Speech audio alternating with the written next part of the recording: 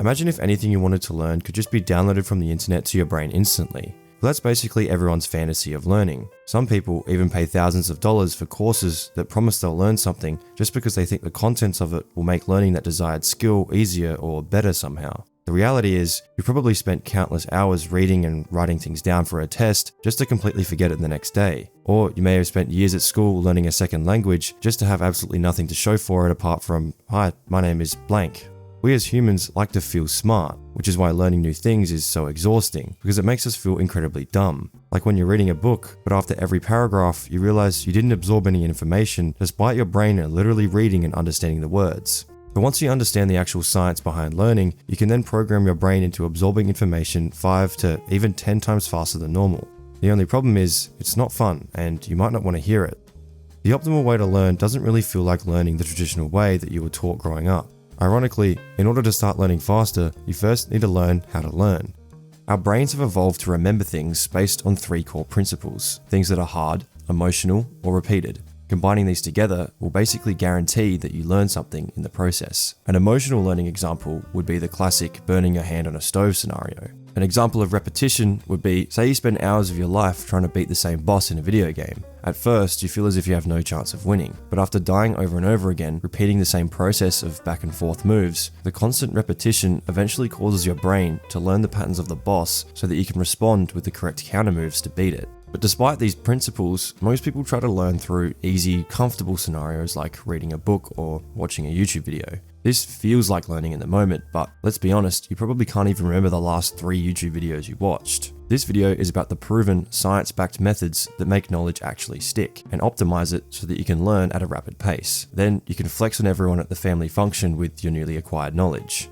First, you need to understand why we're bad at learning. Most people would tell you that reading, writing, and listening is the best way to learn. It feels familiar, and nodding along to a YouTube video feels like you're learning something. But these are all illusions. Psychologists call it the fluency effect. When something feels easy, we assume we've mastered it. But easy learning is just fake learning. Learning has to be a little uncomfortable, like stretching a muscle past its limit. When you go to the gym, you don't get stronger by lifting light weights and not going very hard. You get stronger by going hard, using heavy weights, and pushing your body to failure. The struggle is what makes your body stronger. Learning works in the exact same way. Imagine trying to learn how to ride a bike by reading a manual. You'd feel smart and confident in the moment, but when you actually get on the bike, it all becomes very real, and you end up just crashing into a tree. In reality, the crashing into the tree part is where you learnt the most out of all of it. But still, this is how most people approach studying. They confuse recognition with recall. Recalling is seeing information and going, "Oh yeah, I know this," and being able to present a fact or response to something with full confidence. Recognition is seeing something and thinking to yourself, "Oh yeah, this looks familiar. I saw this on a TikTok." Think of learning as the stage between recognition and recall, going from one to the next. The hard part about this is your memory is absolutely amazing at forgetting things. In 1885, a German psychologist named Hermann Ebbinghaus discovered something called the forgetting curve. He found that when you learn something new, you forget almost all of it within hours. After a day, you lose about 70%, and a week later, it's basically gone. Your brain is absolutely ruthless at cleaning out memories it deems unimportant. So if you're just passively consuming information by rereading, highlighting, and watching YouTube, your brain doesn't really have to go through some sort of hardship to learn it. Another mistake is cramming. Like when you cram everything you learned in a year into a few hours the night before an exam. It's like shoving papers into a filing cabinet without any labels. Sure, they're in there, but good luck getting them out later. There's a whole process you have to go through for your brain to actually want to remember something, even if it's just small and specific. The real measure of knowledge isn't about how much you can take in, it's about how much you can retrieve and pull back out. Another problem that stands in the way of learning is multitasking. The 23-minute rule suggests that once your focus is broken by a distraction, such as a phone notification, it can take over 23 minutes to fully re-engage with your original task. So now that you understand why we're so bad at learning, let me teach you the actual process so that you can start learning faster. The 3 best methods for learning are spaced repetition, active recall, and the Feynman technique. Spaced repetition is where you review something right before you're about to forget it. Each review acts like slowly watering a plant. If you pour a load of water onto the plant all at once, you'll just drown it. But if you water it just enough at regular intervals, it will grow. That's spaced repetition. Instead of cramming for 6 hours the night before a test, you study for 30 minutes today, then 30 minutes tomorrow, then again a few days later, then a week later. The intervals grow wider each time, and each review ensures your brain is constantly up to date. To make it easy for you, there's apps like Anki that are literally built for this. The app uses flashcards and schedules your reviews automatically right before you're about to forget. And although it's not free, it is just a one-time payment, which in a world where everything is now subscription-based is a pretty good deal if you ask me. And I know that really sounded like an ad, but I promise this video is not sponsored. Active recall means you don't just reread a definition. Instead, you can confidently close your computer, look away, and recall what you learnt without looking at anything whatsoever. For example, when you get a new phone number, the first few times you might have to go into settings to check the phone number to tell someone. But after writing it down so many times and saying it out loud, you'll eventually be able to recall that number for the rest of your life. In one study from 2006, researchers split students into two groups. One group reread material 4 times over. The other group just read it once, and then tested their knowledge on it 3 separate times. A week later, the group that had to test themselves scored 50% better than the rereading group. Testing yourself feels harder and it does require more effort and discipline to do so, but that's exactly why it works. It's putting strain on your brain to actually produce something, therefore making your brain realize you probably need to retain the information.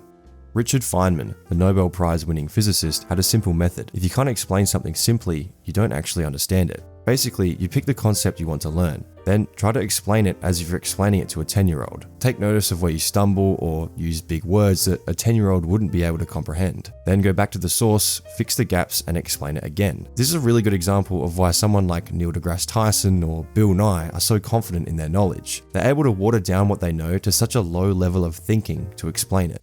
These 3 methods are the holy trinity of fast learning, and together they feel nothing like the easy methods you've been taught growing up. Ironically, the faster something feels to learn, the slower and less effective it is.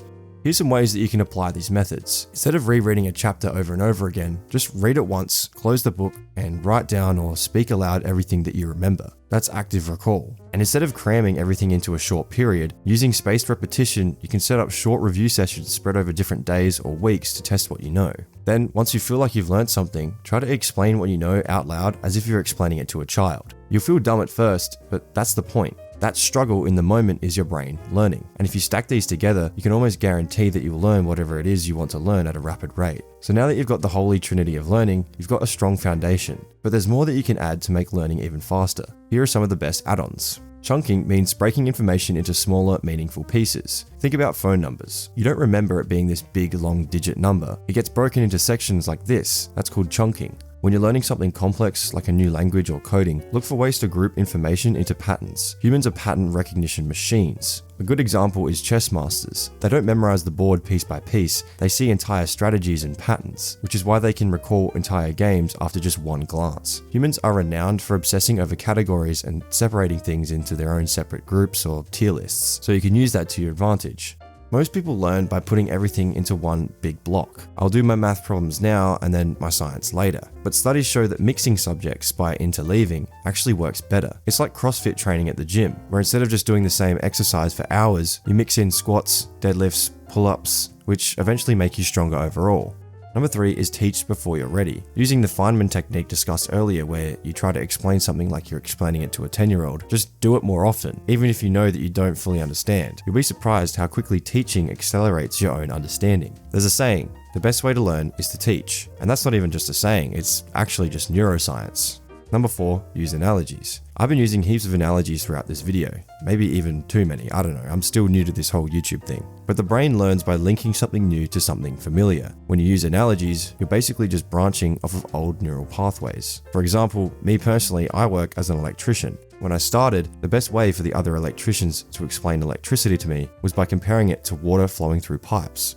Number 5 is prime your environment. Your brain is very context sensitive. It ties memories to environments. That's why when you hear certain songs, you might be reminded of something in your childhood. Just take me back, please.